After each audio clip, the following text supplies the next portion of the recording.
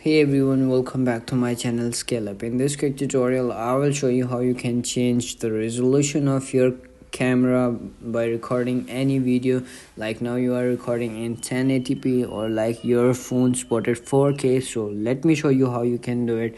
Open up your phone settings, and this process will be work in iPhone. So you have to do is on iPhone. So once you come in your settings, you will see over here below accessibility, you will see camera. Click on that, and once you click on that, you have to do is click on the top one, record video. In this you will see bunch of options over here, so that you can see over here my phone sports 4K video. So once I click on that 4K video, you will see over here at the bottom of this, you will see some about approximately storage of these, like 40 MBs for 720p HD to 30 fps. So like that, you can see over here for 4K at 60 fps, you will see 400 MBs. So you can see over here per minute this will be recorded in 400 MBs.